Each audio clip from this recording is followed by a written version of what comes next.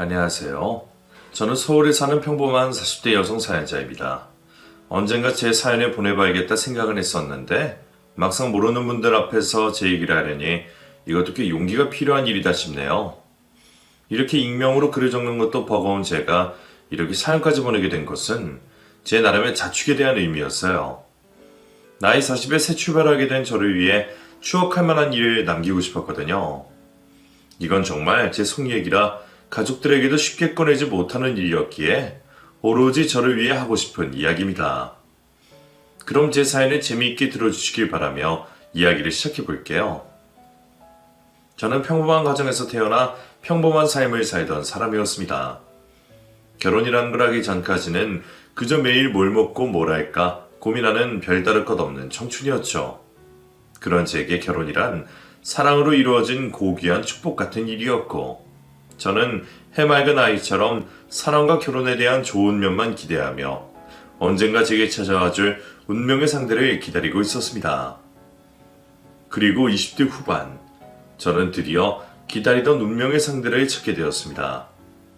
훤칠하게 큰 키에 깔끔한 외모며 센스 있고 매너 있는 모습까지, 그 사람은 제가 찾던 이상형의 남자였어요.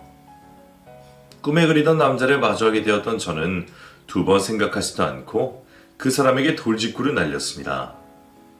평소에 내성적이고 습기 없던 제 성격이라면 절대 할 수 없는 짓이었지만 일생일대의 기회를 놓치고 싶지 않았던 마음에 처음이자 마지막으로 용기를 내보았네요. 심지어 저희는 그날 처음 만난 사이였어요. 저는 대학 시절 내내 꾸준히 했던 봉사 동아리에서 집고치기 봉사를 하게 되었고, 남편은 그 일을 도와주러 나오신 인테리어 업체의 직원이었습니다. 사실상 그날의 일정이 아니면 다시 만날 일 없을 사람이었지만 그랬기에 저는 더욱 그 사람을 붙잡고 싶었어요. 그렇게 막무가내로 물어 번호를 받아낸 저는 그날 곧바로 안부 문자를 보내며 진혁 씨와의 인연을 이어갔네요. 하지만 나한테 아무 관심이 없는 건지 답장도 없고 뜨뜻미지근한 그 사람의 반응에 상처를 받기도 했습니다. 애초에 내가 매달려 얻어낸 번호였으니 나만 관심이 있는 거겠지만 여자로서 그런 일이 처음이었던 저는 어색하고 불편한 그 관계를 견딜 수가 없더라고요. 당시에는 무슨 자신감인지 덥석일을 벌이기는 했지만 막상 인연을 이어나가는 게 쉽지 않았고, 뜸해지는 그 남자의 연락처럼 제 자신감도 점점 떨어질 수밖에 없었죠. 첫눈에 반할 만큼 제 이상형이긴 했지만 저도 제게 관심이 없다는 남자에게 매달릴 만큼 모질이는 아니라 생각했어요. 결국 우리는 인연이 아닌가 보다 생각하며 마음을 접었던 어느 날, 저는 몇 달 만에 그 사람을 다시 만나게 되었습니다. 20대 후반 나이에 애인도 없이 혼자 외롭게 떠났던 여행지 어느 식당에서 말이죠. 관광지라 혼자 식사가 안 된다며 억지로 합석을 요구하는 식당 안에서 저는 저보다 먼저 들어와 음식을 기다리고 있는 그 남자를 마주했습니다. 순간 반가운 마음이 들었지만 정신을 차리고 보니 그렇게 민망한 일이 없었어요. 그렇다고 한참 기다려 들어온 식당에서 도로 나갈 수도 없는 바람에 저는 결국 그 사람이 저를 알아보지 못하게 바라며 고개를 푹 숙이고 있을 수밖에 없었습니다. 솔직히 그 사람이 저를 알아볼 거라 생각하지도 못했고요. 문자로만 연락을 주고받다가 흐지부지 되느라 그 후로 얼굴 한 번 본 적 없었으니 저는 진혁 씨가 제 얼굴을 기억하지 못할 수도 있을 거라 생각했어요. 알아봤더라면 저를 보고 놀라는 기색이라도 있었을 텐데, 저를 향해 눈길도 주지 않고 먹을 준비만 하는 것을 보니 그냥 제가 우연히 합석한 여행객인 줄 아는 것 같더라고요. 못 알아보니 다행이라 생각하며 저는 밥이나 맛있게 먹고 가려고 했어요. 그런데 그 사람이 갑자기 저한테 말을 거는 거였죠. 맛있게 드세요. 설마 했던 저는 그 말이 단순한 동서에 대한 예의일 거라 생각하며 얼굴을 여전히 숙이고 있었습니다. 그러자 그 남자가 기어이 제 이름을 부르더라고요. 맛있게 드세요, 미소씨. 처음부터 저를 알고 있었던 그 남자의 뻔뻔함에 저는 어이가 없을 지경이었습니다. 사람을 가지고 노는 건지 굳이 모르는 척 하려는 제게 아는 척하는 그 남자가 정말 야속하기만 했죠. 덕분에 밥이 코로 들어가는지 입으로 들어갈지도 모르고 급하게 식사를 마쳤습니다. 그리고 저는 그 남자의 밥그릇이 비워지기 전에 서둘러 그 식당을 뛰쳐나오려고 했어요. 벌써 다 먹었어요? 아직 한참 남은 것 같은데. 아, 양이 많아서요. 저는 다 먹었으니까 그쪽도 맛있게 드시고 오세요. 저 먼저 가볼게요. 뭐가 그렇게 급해요? 나도 거의 다 먹었으니 조금만 기다려줘요. 예? 제가 왜요? 왜는요? 우리 같이 밥 먹기로 했었잖아요. 우연이지만 처음으로 같이 밥 먹게 된 건데 기다려주지도 않으려고요? 아, 나 섭섭한데. 원래 성격이 뻔뻔한 건지 자기 좋다고 덤비는 여자가 우스워서 그런 건지 몰라도 그 남자는 마치 저랑 썸이라도 타고 있었던 것처럼 친근하게 우는 거예요. 당황스러웠던 저는 그런 남자의 말에 차마 화도 내지 못하고 다시 붙잡혀 자리에 앉을 수밖에 없었습니다. 그리고는 남은 밥을 다 먹고는 제 목까지 계산하는 거였죠. 왜 제 식사를 계산을 그쪽이 하세요? 밥은 제가 살게요. 커피는 미소 씨가 사주세요. 그리고는 아무렇지 않게 저를 데리고 커피집으로 가더라고요. 이미 마음을 접었던 저로서는 당황스러움을 넘어 화가 나는 상황이었습니다. 지금 뭐 하시는 거예요? 연락도 없던 사람이 이제 와서 저 데리고 장난하는 거예요? 그때는 제가 바빴다고 말씀드렸잖아요. 내가 바보도 아니고 그 말이 믿겠어요? 그렇게 바쁜 사람이 여행을 어떻게 했대? 그땐 정말 바빴어요. 회사 내부 문제도 있었고 제 개인적으로도 정신이 좀 없어서요. 지금도 겨우 정리하고 머리 식힐 겸 온 거예요. 그럼 머리 정리 잘하고 가세요. 저도 여행 즐기러 온 거라서. 미소 씨, 내가 연락 먼저 안 해서 화났구나. 근데 그때는 정말 도통 시간이 안 났어요. 늦게라도 연락하려고 그랬더니 미수 씨가 연락이 없더라고요. 저도 미수 씨랑 만나고 싶었어요. 정말이에요. 나한테 관심이 없어서 연락이 뜸한 줄 알았던 남자가 그동안 사정으로 정말로 바빴다며 해명을 하더라고요. 아무리 바쁘다고 한들 관심이 있었어도 그랬을까 싶긴 했지만 그 얘기를 가만히 듣고 있던 저는 바보 같지만 그 말을 한번 믿어보고 싶었습니다. 그 남자 앞에서는 괜히 퉁명스럽게 이제는 관심이 없어졌다는 말을 하긴 했지만 오랜만에 다시 본 그 사람은 여전히 제 마음에 들었거든요. 원래 사랑이라는 게 쌍방으로 이어지는 게 어려운 줄은 알았지만 제가 그런 짝사랑을 하게 될 줄은 몰랐습니다. 그런 남자가 저한테 먼저 다가와 주겠다고 하니 제 입장에서는 자존심이 상하지만 고마운 일이었어요. 그렇게 저희는 서로를 알아가게 되었고 얼마 뒤 진혁 씨에게 고백을 받으며 정식으로 교제를 시작하게 되었습니다. 연애만 하게 되면 더 이상 섭섭한 일들이 없을까 기대했지만 저희의 관계는 제가 앞에 설명한 당황스러운 상황들과 별반 다르지 않았어요. 별로 표현이 없고 말이 없는 남자는 늘 저를 서운하게 했고 좋아하는 마음이 더 컸던 제가 늘 아쉬운 소리를 하는 편이었죠. 진혁 씨는 원래 그런 사람이었어요. 걱정이 없다고 해야 했지. 어떤 일에서도 안달을 내는 법이 없었거든요. 불평, 불만이 별로 없는 것은 좋았지만 항상 좋아도 그만, 싫어도 그만한 듯 해탈한 표정으로 있는 것은 반갑지 않았습니다.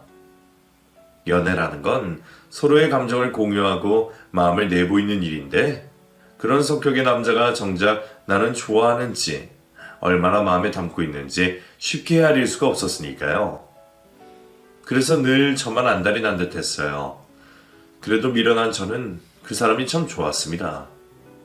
가끔 그 사람이 내 마음을 너무 몰라주고 서운하게 할 때는 혼자 눈물 훔치는 일들도 있었지만 그래도 저희들은 2년의 연애 끝에 결국 결혼까지 약속하게 되었습니다. 결혼 얘기도 내가 억지로 꺼내야 할 줄 알았더니 웬일로 결혼 얘기는 먼저 해주는 진혁 씨를 보며 저는 고맙기만 했었죠. 미소야, 우리 만난 지도 꽤 됐는데 이제 결혼할까? 결혼? 정말이야? 웬일로 진혁 씨 입에서 결혼하자는 소리가 먼저 나와? 왜? 나는 결혼 생각이 없는 줄 알았어?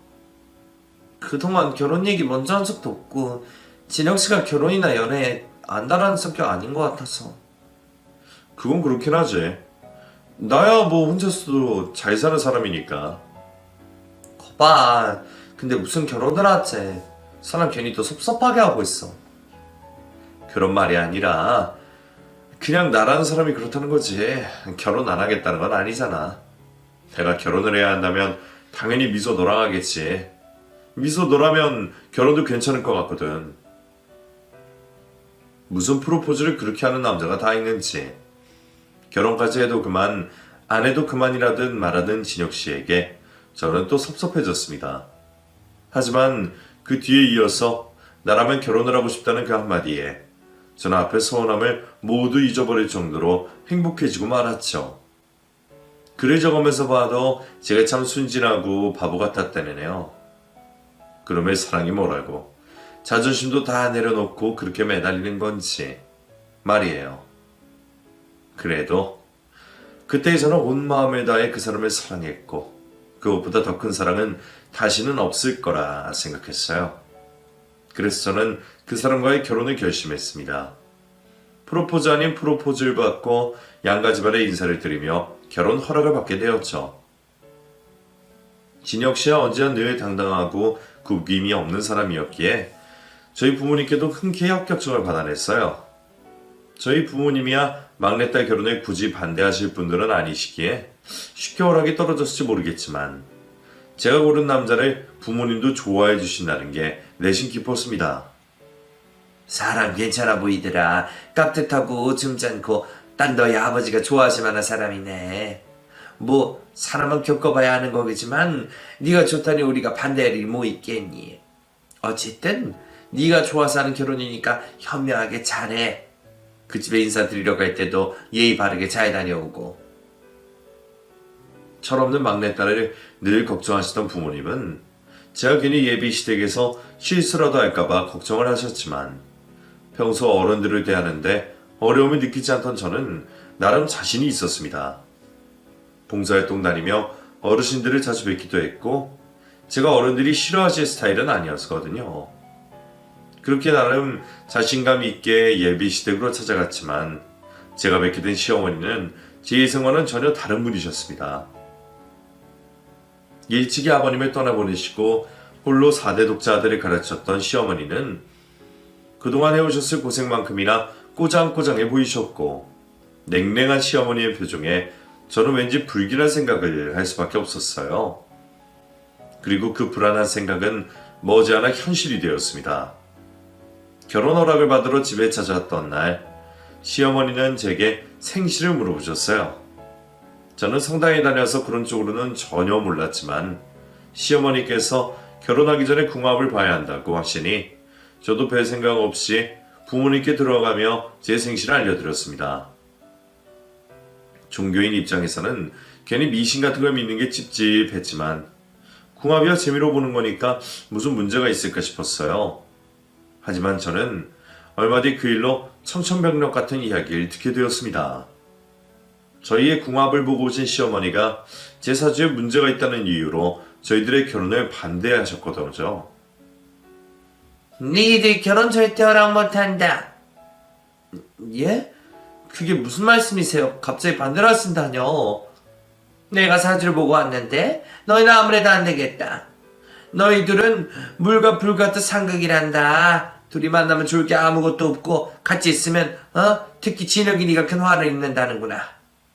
뭘 하든 안 풀리고 둘이 같이 있으면 좋을 게 없다는데 그 소리 듣고 어떻게 결혼시키겠니? 아무튼 이제라도 알았으니 결혼 얘기는 없던 걸로 하고 너희들도 하루빨리 정리하도록 해. 겨우 궁합 때문에 파혼을 하는 게 말이 돼요? 저는 이해 못해요, 어머니. 네가 이해하고 말고 할 문제가 아니야. 네 인생을 생각해서라도 이 결혼은 안 돼. 궁합을 믿지 않았던 저는 그 말이 핑계처럼 들리기만 했습니다. 세상 사람들이 전부 궁합 보고 결혼하는 것도 아닐 텐데 저희들의 궁합이 안 좋다는 이유로 갑자기 결혼에 반대하시는 어머니의 말씀을 도통 이해할 수 없었죠. 게다가 저희 집에서는 이미 결혼이 진행되고 있는 줄 알고 계시는 상황에서 시어머니가 결혼을 반대하신다고 그것도 궁합 때문이라고 얘기를 들은 게 맞는지 혼란스럽기만 했어요.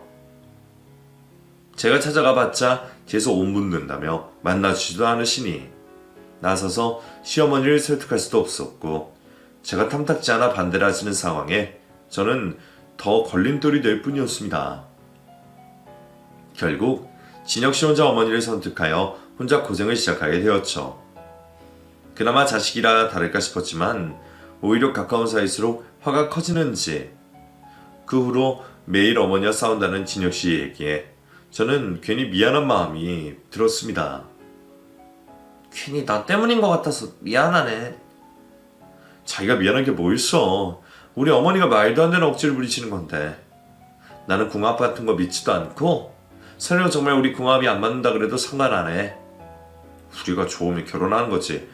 우릴 알지도 못하는 사람들이 얘기하는 미신을 믿고 결혼을 포기할 순 없잖아. 평소에는 너무 고집이 있어서 답답하던 진혁 씨의 성격이 그때만큼은 안심이 될 수가 있었네요. 자기 고집이 확고하던 진혁 씨는 결국 어머니를 이겨냈고 저희는 곧바로 상견례를 잡으며 결혼 준비를 이어갈 수 있었습니다. 그 사이에 두 사람 사이에서 무슨 일이 있었고 어떤 말들이 오가는지 모르지만 그 후로 제가 시어머니 눈밖에 났던 것은 사실이었습니다. 아들 고집에 마지못해 저를 받아주셨는지 어머니는 제가 집으로 온 후로도 제가 마음에 안 드는 티를 참 많이 내셨죠. 그래도 시어머니가 저희 결혼에 허락해 주신 것만으로 다행스럽던 저는 다른 불만을 가질 수가 없었어요. 그렇게 우여곡절 끝에 결국 결혼을 하게 된 후로 저는 남편과 행복한 결혼 생활을 보낼 수 있었습니다. 남편만 생각한다면 정말 그랬어요. 사람이 갑자기 바뀔 일은 없는지 결혼 전이나 후나 여전히 표현이 적고 무던한 사람이었지만 그런 남편에게 익숙해졌던 저는 그런 남편이 마냥 좋았습니다. 짝사랑이나 다름없는 연애였을지 몰라도 저는 남편이 저를 사랑하고 있다고 생각했어요. 나를 만나기 전에는 결혼 생각도 못 해봤다는 사람이 결국 나랑은 결혼까지 했으니 그런 남자의 마음을 움직인 내가 승리자가 아닐까 싶은 도취감까지 느꼈었죠. 그렇게 남편을 떠올리기만 해도 웃음이 나고 남편과 함께면 늘 안정적이고 행복했던 저였지만 빛의 그림자가 지는 것처럼 그런 저희 결혼이 늘 행복하기만 했던 것은 아니었습니다. 처음부터 시어머니 반대를 이겨내고 결혼을 했던 탓에 시어머니와의 관계가 쉽지만은 않을 거라 생각했지만 저희 고부관계는 생각보다 더 어렵고 힘들었어요. 시어머니도 부모님이나 마찬가지인데 누구보다 가까워야 할 가족이 나를 싫어한다면 그것보다 견디기 힘든 건 더 없지 않을까요? 그래서 저는 시어머니가 저를 미워하신다는 게 늘 마음에 사무쳤어요.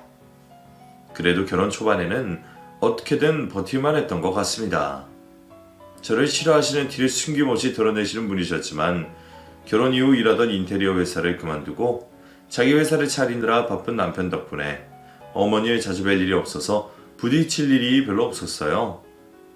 남편이 없다고 시어머니가 저를 찾아오지 않으시는 건 아니었지만 시어머니가 저를 미워하시는 걸 모르지 않았던 남편이 일부러 왜 도움이 필요하다며 시어머니의 방패가 되어주고 있었던 거죠.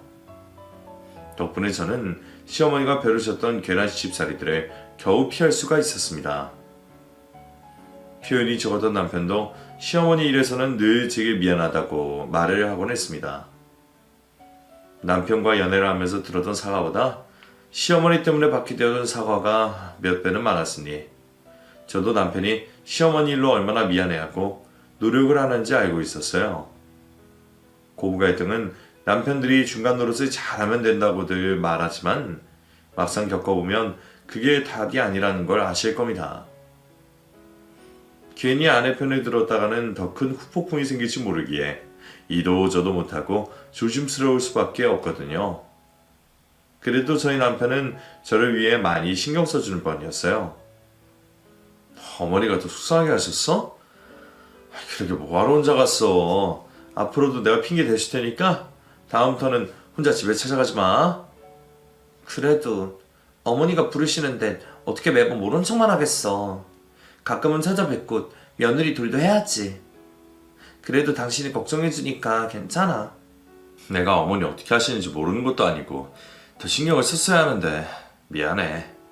당신 탓도 아닌 일로 괜히 욕먹고 상처받고 그럴 때마다 늘 내가 죄인이다 싶어. 그래도 당신은 정말 잘못한 거 없으니까 너무 속상해하지 않았으면 좋겠어. 항상 미안해 여보. 무심한 줄만 알았던 남편이 그렇게 저를 걱정해주니 저는 고마운 마음에서라도 더 잘하려 노력할 수밖에 없었습니다.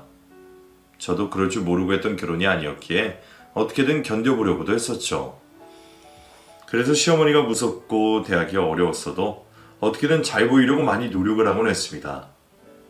별일 아닌 일로 괜히 구박을 하시고 재수없는 사주 가지고 남편 앞에 막지막을 하며 막말을 하셔도 그때마다 저는 애써 웃으며 버티곤 했었어요. 바쁜 남편 대신 어머니 걱정하며 건강도 챙겨드리고 맛있는 거 좋은 거 생기면 친정엄마보다도 시어머니를 챙겼었죠. 하지만 아무리 노력해도 제 선에서 할 수 있는 일들이 있기 마련입니다. 제 상황에서는 그게 바로 임신이었어요. 아무리 미운 며느리라고 해도 시어머니는 제 건강 문제만큼은 신경을 쓰시는 분이었어요. 그게 제 걱정이 아니라 장자 태어날 손주 걱정이라는 거 알았지만 그래도 그런 관심과 걱정이 저는 감사하기만 했습니다. 하지만 시어머니의 관심 속에서도 저희 부부에게는 아이 소식이 찾아오지 않았어요. 부부관계가 소원한 것도 아니고 딱히 건강 문제가 있는 것도 아닌데 벌써 2년 넘게 아무런 반응이 없는 게 늘 저의 걱정이었습니다. 느긋한 남편은 임신이 뭐 대수냐며 괜찮다고 말했지만 저희 부부보다 아이 소식을 기다리시는 시어머니 때문에라도 저는 하루빨리 임신을 바라고 있었어요. 그때는 제가 임신이라도 해야 시어머니께 인정받지 않을까 생각했거든요. 어머니도 2년이나 기다렸으면 많이 봐주셨다 싶으셨는지 어느 날 저를 데리고 한의원을 찾으시더라고요. 대체 뭘 어쩌길래 여태 아기가 안 생기는 거니? 하여간 여기가 아이 생기는 약으로 유명한 곳이고 딸 만났던 여자들도 요새 약 먹고 나면 아들이 낳는단다? 비싼 만큼 흥해서 내가 큰맘 먹고 데려온 거니까 괜찮은 소리 하지 말고 가만히 있어. 그렇게 어머니에 따라 한의원으로 아들 낳는 약을 지으러 갔던 저는 그곳에서 도저히 믿기 힘든 이야기를 듣게 되었습니다. 아휴, 선생님, 저희 며느리가 결혼한 지 2년이 지났는데 아직도 아이 소식이 없거든요. 그래서 약을 지어 먹이려고 왔습니다. 유명하다는 얘기를 듣고 왔으니 신경 좀 잘 써주세요. 글쎄요. 이분은 지금 약을 먹을 때가 아니신 것 같은데요. 가임기 여자라면 느껴지는 맥이 있는데 이분은 그 맥이 전혀 잡히질 않네요. 대기라고 느껴지는 게 전혀 없는 게 아무래도 큰 병원 가서 검사를 한번 받아보시는 게 좋겠습니다. 그때까지만 해도 저는 진맥으로 불임을 맞춘다는 게 무슨 뚱딴지 같은 소리인가 싶어서 기가 막히기만 했습니다. 하지만 시어머니는 그 소리를 믿으셨는지 얼굴이 하얘지시더니 저를 곧장 병원으로 데려가시더라고요. 그리고 그 병원에서 저는 결국 불임 진단을 받게 되었습니다. 검사 결과 제가 나팔관에 선천적인 문제가 있어서 난자 생성이 안 된다는 거였어요. 지난 2년 동안 아이가 생기지 않아서 고민이 되긴 했지만 설마 제가 불임이나 난임일 거라는 생각은 한 번도 해보지 못했는데 말이에요. 그래서 그날 저는 시한부 선고를 받은 것처럼 큰 충격을 받게 되었죠. 하지만 저보다 더 큰 충격을 받은 것은 시어머니처럼 보였습니다. 여러 가지 검사 끝에 결국 불임 진단을 내리시는 의사 선생님 앞에서 어머니는 병원을 떠나갈 것처럼 소리 지르시며 통곡을 하셨거든요. 불임이라니 말도 안 돼. 그럼 우리 집한테는 어떻게 하라고요? 금방이라도 쓰러지실 것처럼 통곡하시는 어머니 앞에서 제가 감히 충격을 받은 티를 낼 수도 없었죠. 시어머니가 그나마 저를 신경 써주셨던 게 임신 때문이었는데 5대 독자 기다리던 시댁에 그것도 아들 앞길 망친다며 반대했던 며느리가 하필이면 노력해볼 여수도 없는 불임이라는 사실은 너무 큰 잘못이었고 문제였습니다. 가뜩이나 무슨 일이던 남편에게 조금이라도 안 좋은 일만 생기면 모두 제 탓이라며 욕하고 괴롭히시던 시어머니 앞에서 저는 불임이라는 잘못으로 대역질을 저은 듯 더더욱 고개를 들 수가 없었어요. 맞지 않은 공화 때문인지 남편이 감기만 걸려도 제 탓이라며 저를 혼내시던 시어머니가 이제는 불임인 저를 용서하실 리 없다는 걸 잘 알았습니다. 아이라도 낳아야 인정받고 결혼 생활을 펼칠 거라 생각했는데 아이도 낳지 못하는 몸으로 결혼 생활을 유지할 수 있을지 저는 이 일을 어떻게 해야 할지 앞날이 막막하기만 했습니다. 역시나 그 후로 시어머니는 저를 끔찍이도 싫어하시게 되셨고 저는 입에 참아 담기도 어려운 험한 말들을 들어야만 했습니다.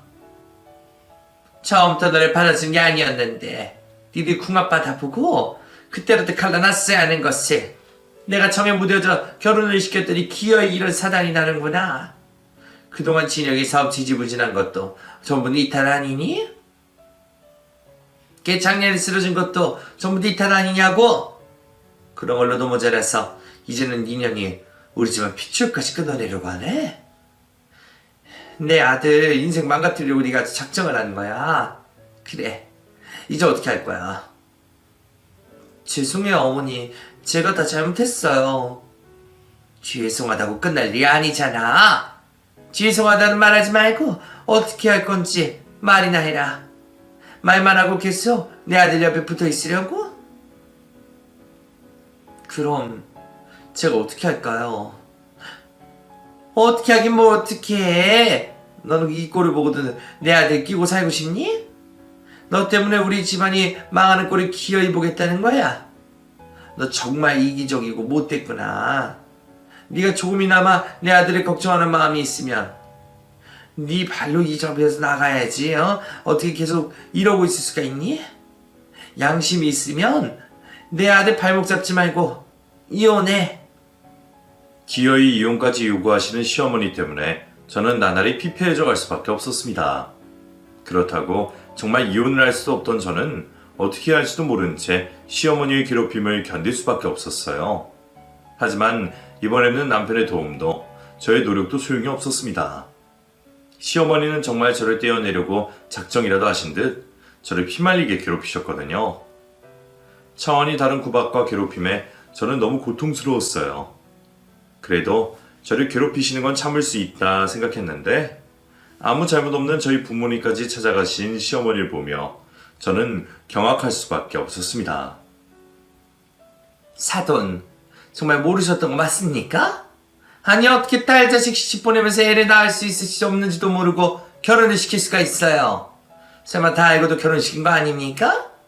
내가 일체 반대하던 결혼이었는데 기어이 시키는 것도 이상하더라니. 혼자 자식 키운 나를 무시해서 이런 하자 있는데 처리하고 싶어서 우리 집에 떠넘긴 거 아니냐고요. 무슨 말씀을 그렇게 하십니까? 하자라니요. 떠넘기다니요. 즉 속상하신 마음은 이해하지만 정말 해도 해도 너무하시네요. 정작 힘든 건 애들일 텐데 똑같이 자식 키우신 입장에서 어떻게 이렇게까지 하십니까? 친정까지 쫓아가셔서 저희 불임이 저희 부모님의 탓인 양 비난을 하시는 시어머니를 보며 저는 가족들 모두에게 죄를 짓는 기분이었습니다. 시어머니의 만행을 지켜보신 부모님은 기어이 제게 이혼 얘기를 꺼내셨어요. 너 정말 그러고 살 거야? 이럴 거면 그냥 이혼을 해라. 그렇다고 어떻게 이혼을 해? 나 남편 사랑해. 사랑해서 한 결혼인데 어떻게 헤어져? 그런 너는 무슨 잘못이 있다고 그런 소리 들어야 해. 며느리한테 그런 소리 하는 시어머니 견디면서 살 수 있겠니? 너는 괜찮을지 몰라도 우리는 그 꼴 못 본다. 너는 부모 속에 대못 박으면서 계속 지낼 수 있겠어? 처음에는 어떻게든 버텨보려던 저였지만 저 때문에 같이 힘들어 하시는 부모님을 보며 점점 버틸 자신이 없어졌어요. 시어머니고 부모님이고 모두들 이혼을 하라고 하시니 결국 나 하나만 욕심을 버리면 다 해결될 일인가 싶은 생각이었거든요. 내가 남편을 떠나야 남편도 새로운 여자를 만나 아이를 낳고 행복해지지 않을까 싶었네요. 생각해보면 제가 더 좋아서 한 결혼이었으니 착한 남편이 제가 불쌍해서 견디고 있는 건지도 모른다는 생각을 했어요. 그렇게 죄인이 된 심정으로 괴롭힘을 견디다 못했던 저는 결국 남편에게 이혼을 통보를 하게 되었습니다. 이혼이라니, 그러지 마. 우리 어렵게 결혼한 것도 맞고 지금 서로 힘든 거 맞지만 이런 걸 같이 이겨내야 부부 아니야? 어머니도 저러시다 마시겠지. 나는 애가 꼭 필요한 것도 아니고 당신만 있으면 돼. 임신 못하는 게 무슨 잘못이라고 이런 일로 이혼을 해. 남편은 당연히 저를 붙잡았지만 그때는 제가 남편의 말을 들어줄 여력이 없었어요. 가뜩이나 어려운 사업으로 힘들어하는데 제 문제까지 해결하려 시어머니와 다투는 남편을 보며 내가 그 사람 인생에서 빠져줘야 그 사람이 편해질 거라는 생각을 하게 되었습니다. 그래서 저는 제가 힘들다는 핑계로 이혼을 받았습니다. 나 때문에 그래. 내가 더 못 버티겠어서. 어머니 맨날 나 보면서 욕하시는 거 듣기도 지겹고 애 못 가진다고. 당신 발목 잡는다고 죄인 취급당하는 것도 더는 견딜 수가 없어. 당신 말대로 내가 잘못한 게 없는데 왜 그런 일들을 당해야 돼? 그리고 나 당신한테도 죄인 되고 싶지 않아.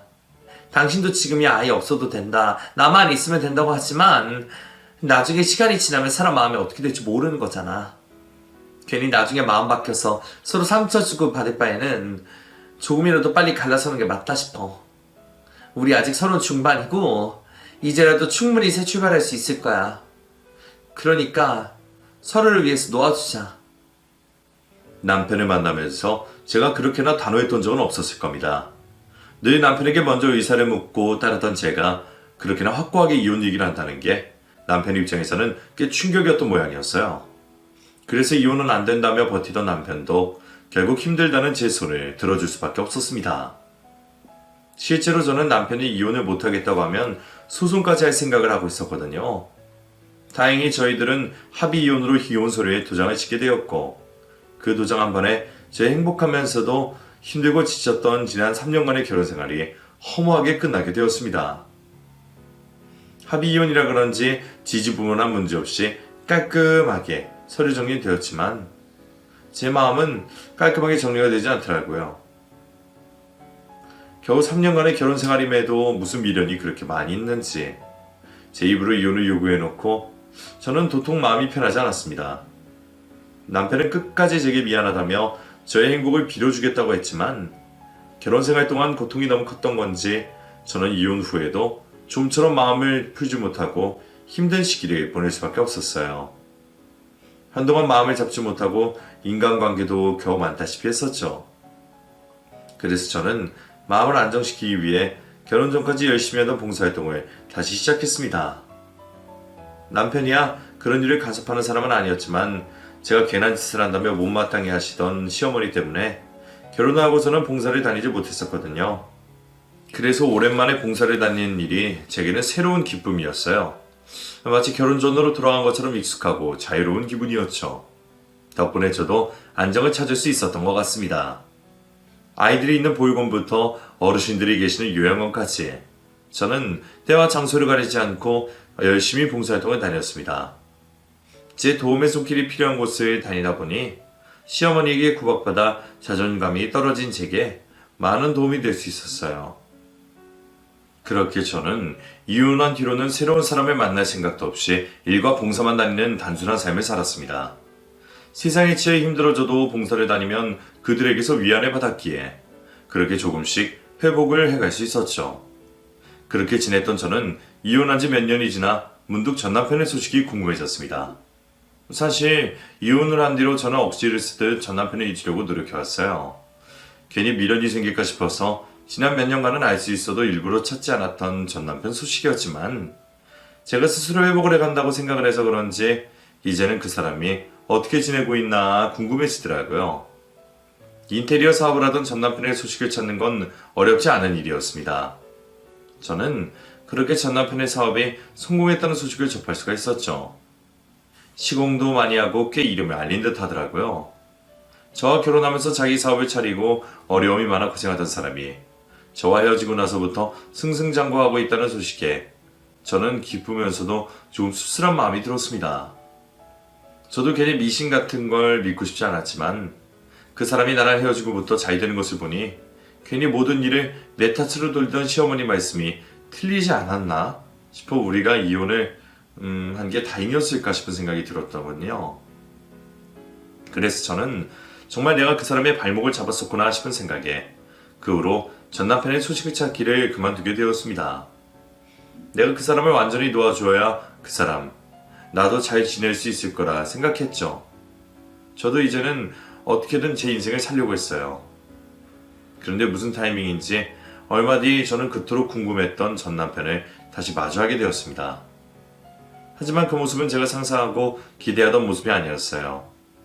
잘 지내는 줄 알았던 전 남편이 하필 제가 봉사를 하던 무료급식소에 노숙자 같은 허름한 차림으로 밥을 얻어먹으러 왔기 때문이었죠.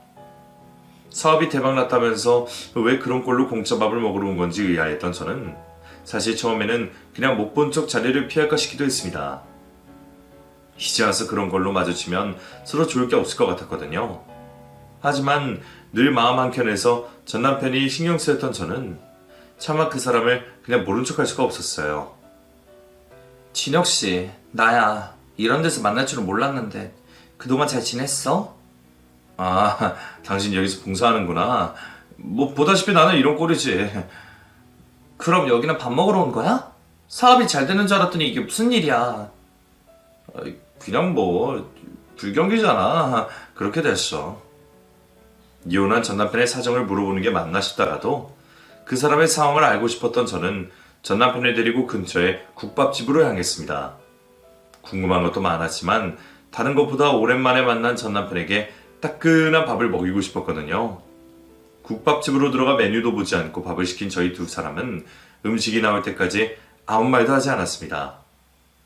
그 모습에 저는 잠시 연애를 하기 전 저희 두 사람의 제의를 했던 그 영지 식당에서의 모습이 떠올랐어요. 그때처럼 저희는 말없이 밥을 먹었습니다. 불편한 마음에 제가 먹는 둥 마는 둥 하는 동안 그 사람은 며칠 굶기려다 한 것처럼 허겁지겁 밥을 먹더라고요. 고마워. 사실 요 며칠 제대로 먹은 게 없었거든. 덕분에 오랜만에 따뜻한 밥 먹었네. 그럼 이제 말해봐. 대체 어떻게 된 일이길래 당신이 이런 걸로 밥도 제대로 못 먹고 다니는 거야? 사업이 잘 된다고 소문이 자자하던데 그 돈 다 어쩌고 이러고 다니냐고. 그리고 당신은 집에 밥 줄 사람도 없어? 어쩌다 보니 그렇게 됐어. 사업은 반년 전쯤부터 어려워져서 결국 폐업 처리를 했고 어머니 우리 이혼하고 계속 아프시다가 몇 달 전에 돌아가셨어. 몇 년 만에 마주한 전 남편에게서 시어머니가 돌아가셨다는 소식을 듣게 된 저는 무슨 말을 해야 될지 모르겠습니다. 시어머니의 명복을 빈다고 하기엔 아직 저도 시어머니를 원망하는 마음이 남아있었으니까요. 그런 제 마음을 읽었는지 남편이 먼저 말하더군요. 그렇다고 당신이 안타깝게 생각할 건 없어. 어머니가 너무하셨다는 건 나도 모르지 않으니까. 남한테 상처 준 거 돌려받으신 것이 뭐. 그래도 살아계실 때 당신한테 직접 사과하셨으면 좋았을 텐데 그건 아쉽네. 됐어. 이제 와서 무슨 사과를 받겠어. 나도 다 잊고 산 지 오래야. 벌써 5년도 더 지났잖아. 그래. 그래도 나는 나 때문에 괜히 상처받은 당신한테 언젠가는 잘못 빌고 싶었어. 나한테 상처 주시더니 말년이 편하지 못하신 시어머니 불쌍하지 않았지만 그래도 부모 있고 혼자가 된 전 남편은 불쌍하더라고요. 잘 지내고 있는 줄 알고 나도 편해지려고 했더니 어쩌다 사업까지 팔아먹고 이런 꼴로 있는 건지 안타까운 생각이 들었죠. 이제 마음 정리는 다 되었다고 싶었는데도 옛 정 때문인지 괜히 그 사람이 안쓰러웠던 저는 그 자리에서 긴 말하지 못한 채 연락처만 남기고 일어서게 되었습니다. 혹시 내가 도울 일 있으면 연락해. 큰 도움은 안 되더라도 가끔 이렇게 밥이라도 사줄 테니까. 괜히 돈 없어서 바꾼지 말라는 말이야. 그동안 그 사람이 어떻게 지냈는지 앞으로는 어쩔 건지 전 남편에게 묻고 싶은 게 많았지만 거기 더 있었다가는 괜히 옛 추억에 잠겨 재결합이라도 하자며 미련이라도 떨까 싶었던 저는 연락처만 남긴 채 서둘러 그 자리에 일어났습니다. 솔직히 그 남자 성격에 나한테 연락을 할까 싶은 기대는 없었어요. 그래도 저는 왠지 한 번 더 만났으면 좋겠다 싶더라고요. 그리고 얼마 뒤 그 사람에게서 정말 연락이 찾아왔습니다. 저를 만나 긴히 할 얘기가 있다는 말에 저는 주저없이 전 남편을 만나러 나갔죠. 그리고 그 자리에서 전 남편은 제게 솔직한 심정을 내보였어요. 사실 나 그날 당신 거기서 있는 줄 알고 일부러 찾아간 거야. 마지막으로 당신이 주는 밥 먹고 싶었거든. 죽기 전에 마지막으로 당신 얼굴 한번 보고 가려고 했는데 그게 실수였네. 막상 당신 보니까 더 못 죽겠더라. 당신 설마 사업 망했다고 죽으려고 그랬어? 미쳤어. 왜 그런 생각을 해? 그냥 그땐 그랬어. 열심히 하던 사업도 망하고 우리 이혼하게 만든 어머니까지 돌아가신 마당에 내가 왜 힘들게 계속 살아야 하는지 모르겠더라고. 그랬는데 당신 보니까 다시 살고 싶더라. 나 그동안 당신 잊은 적 없었고 지금도 당신한테 돌아가고 싶어. 그래서 질긴 목숨 걸고 당신한테 이렇게 매달리는 거야. 그렇다고 이제 와서 우리가 뭘 어쩌겠어. 당신 어머니 때문에 힘들었던 건 맞지만 이제 와서 어머니 탓만 할 것도 없지. 불임인 내가 결혼 생활을 어떻게 유지할 수 있었겠어. 난 그런 거 상관없다고 말했잖아. 그 말 정말 진심이었어. 그때나 지금이나 나는 당신만 있으면 돼. 내가 왜 계속 혼자였는지 모르겠어? 그때는 당신이 너무 힘들다고 하니까 놔줬지만 당신도 계속 혼자라면 나한테도 기회가 있지 않을까 생각해. 물론 염치 없이 지금 이런 걸로 봐달라는 거 아니야. 나 1년 만에 꼭 재기할게. 그러니까 딱 1년만 기다려줄래? 죽을 만큼 마음을 먹고 나를 찾아왔었다는 얘기에 저는 그 사람의 말을 무시할 수가 없었어요. 안 된다고 하면 정말 죽어버릴까 싶은 생각에 사람 하나 살리는 심정으로 1년을 기다려보겠다고 말했죠. 그렇다고 정말 재결합 생각은 없었지만 죽음까지 생각했던 사람이 희망을 품는 것을 보며 저는 전 남편을 기다려주기로 했습니다. 덕분인지 눈에 생기가 돌던 그 사람은 다시 사업을 일으키려 열심히 뛰어다니며 그 1년 동안 매일 저를 찾아왔습니다. 바쁜 와중에 겨우 5분을 만나더라도 저를 보고 가야 힘이 나겠다며 매일 저를 만나러 오더라고요. 덕분에 저희들은 1년간 데이트 아닌 데이트를 하게 되었습니다. 가끔 만나서 밥도 먹고 커피도 마시고 말이에요. 마흔이 다 되어 전 남편과 이게 무슨 짓인가 싶었지만 사실 저도 그게 싫진 않았어요. 시간이 지난 만큼 그 사람도 많이 변했는지 정과 달리 표현도 많이 하고 다정해진 전 남편 덕분에 행복했습니다. 결국 재결합은 아니라 제가 생각했던 생각이 변할 수밖에 없었네요. 그렇게 매일 피나는 노력을 하던 그 사람은 정말 약속한 지 1년 만에 사업을 다시 일으켰습니다. 그리고 프로포즈를 했죠. 그렇게 저희는 이혼한 지 6년 만에 재혼을 하게 되었어요. 부모님께서는 걱정을 하면서도 저희 결정을 이해해 주셨고 저희들은 얼마 전 새 식구까지 만나게 되었습니다. 아이를 가질 수 없는 제게 귀한 아들이 생겼거든요. 그 아들은 제가 봉사 다니던 보육원에서 만난 초등학생 아이로 제가 마음으로 품은 아들이었어요. 자식을 가지지 못해 힘들어하던 저를 위해 남편이 힘든 결정을 내려준 덕분이었죠. 오랜 상의 끝에 저희는 입양 기회가 적은 그 아이를 저희 품으로 데려오기로 했고 이제는 두 식구가 제 새 식구가 되어 행복한 매일을 보내고 있습니다. 이렇게 제게 인생 2회차가 시작되었던 거죠. 저희가 다시 만난 후로 남편은 정말 많이 달라졌어요. 아이가 생겨서 그런지 제 걱정이 그런지 몰라도 이제는 저한테 표현을 많이 해주거든요. 남편은 제가 몰랐던 거라며 전이나 지금이나 똑같은 마음이라고 하지만 바보같이 꼭 말로만 해야 속마음을 헤아리는 자는 지금이 훨씬 좋네요. 덕분에 저도 이제는 남편의 마음을 함부로 가늠하지 않으려고 합니다. 그 사람이 저를 선택해 준 것으로 남편의 진심을 충분히 이해하게 되었으니까요. 그럼 앞으로 저희 부부가 이 생을 떠나는 그날까지 행복하게 늘 잘 지내도록 하겠습니다. 감사합니다.